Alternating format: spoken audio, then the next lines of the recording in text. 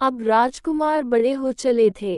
राजा दशरथ ने उनको सुयोग्य शिक्षकों के आश्रम में भेजा। राजकुमारों ने थोड़े ही समय में वेद, शास्त्र, पुराण और राजनीतिक प्राप्त कर ली। धनुर्विद्या और धनुर्वेद में वे कुशल हो गए। वीरता तो उनके रक्त में ही थी।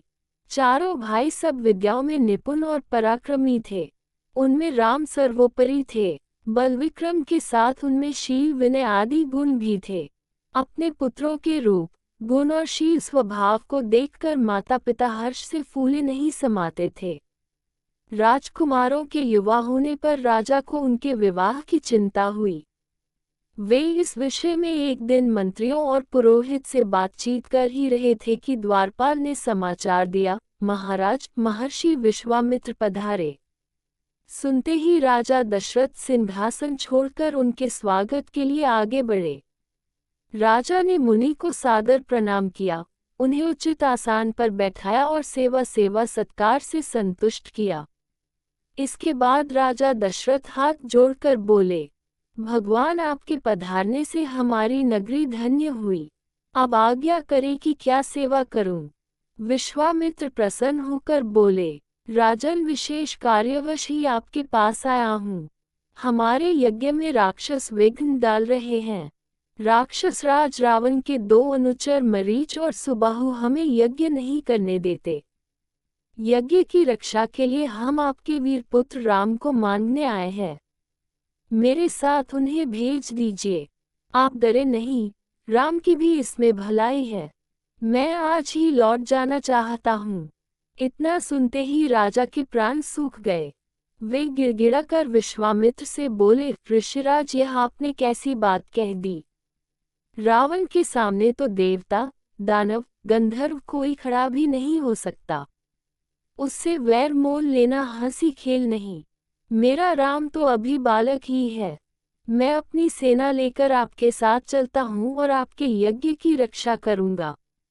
मेरे प्राण प्यारे राम पर कृपा कीजिए। बुढ़ापे में पुत्र वियोग से मुझे दुखी न कीजिए। इतना कहकर राजा विश्वामित्र के चरणों पर गिर पड़े। विश्वामित्र रुष्ट होकर बोले, राजन, आपका आचरण तो रघुवंशियों जैसा नहीं है। लो, मैं जाता हूँ। तब राजगुरु वशिष्ठ ने राजा को समझाया, महर्षि विश्वामित्र सिद्ध पुरुष हैं, तपस्वी हैं और अनेक गुप्त विद्याओं के पंडित हैं। वे कुछ सोच समझकर ही आपके पास आए हैं। राम को जाने दें, कोई इनका बाल भी बांका न कर सकेगा।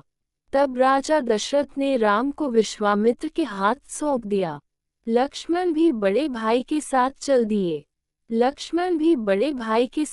दिए। विश्वामित्र के पीछे पीछे धनुष बाण लिए दोनों भाई सरयू के किनारे जा रहे थे। जब वे 3 कोस दूर निकल गए, तब विश्वामित्र ने कहा, तुम दोनों भाई नदी ने आचमन कर मेरे पास आओ। मैं तुम्हें बला अतिबला नाम की गुप्त विद्याएं सिखाना चाहता हूँ। इन विद्याओं के मिलने पर तुम्हारा आत्मबल बढ़ जाएगा और आसुरी शक्तियों से तुम्हारी सुरक्षा रहेगी। दोनों भाइयों ने ऋषि की आज्ञा का पालन किया। विद्याओं के ग्रहण करते ही उनमें नवीन स्फूर्ति आ गई। उस दिन वे सरयू नदी के किनारे ही टिक गए। अगले दिन वे सरयू के किनारे किनारे फिर आगे बढ़े। सरयू और गंगा के संगम पर उन्होंने गंगा पार की। अब वे एक भयानक वन में पहुंचे, जहां तय हाथी, सिंह, सुअर दिखाई पड़ने लगे। हिंसक पशुओं की आवाजों से वन गूंज रहा था। महर्षि विश्वामित्र ने बताया, यहाँ से 2 कोस की दूरी पर तड़का रहती है। वह बड़ी बलवती, भयानक और दुष्टा है। उसने अपने पुत्र मारीच की सहायता से यहाँ के जनपदों को उजाड़ दिया है। अब तो यहाँ भयानक वन ही तुम देख रहे हो। आज तुम्हें उसका संहार करना है। स्त्री समझकर उसे छोड़ना ठीक न होगा। श्री राम ने उत्तर दिया, मैं आपकी आज्ञा का अवश्य पालन करूंगा। ये कहकर उन्होंने धनुष की डोरी खींचकर छोड़ दी। उसकी टंकार से दिशाएं गूंज उठी। महाराक्षसी ताड़का भी उसे सुनकर एक बार घबरा गई और फिर गरजती हुई दौड़ी।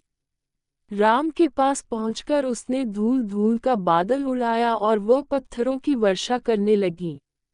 राम ने उसे बाणों से घायल कर दिया।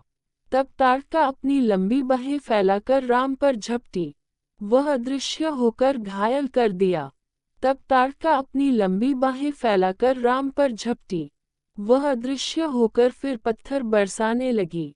राम ने उसे चारों ओर से वानों से घेर लिया। फिर उसके हृदय में उन्होंने ऐसा तीक्ष्ण बाण मारा कि वह हरहरा कर गिर पड़ी। विश्वामित्र ने राम को गले से लगा लिया। प्रसन्न होकर ऋषि ने दंत चक्र, कालचक्र, ब्रह्मास्त्र आदि अनेक दिव्य राम को दिए। राम और लक्ष्मण को साथ लिए मुनि विश्वामित्र अपने तक आगे बढ़े। महर्षि विश्वामित्र का यही आश्रम था। आश्रमवासियों ने उनका यथोचित सत्कार किया। विश्वामित्र ने उसी दिन यज्ञ आरंभ कर दिया। 5 दिन तक यज्ञ निर्विघ्न चलता रहा।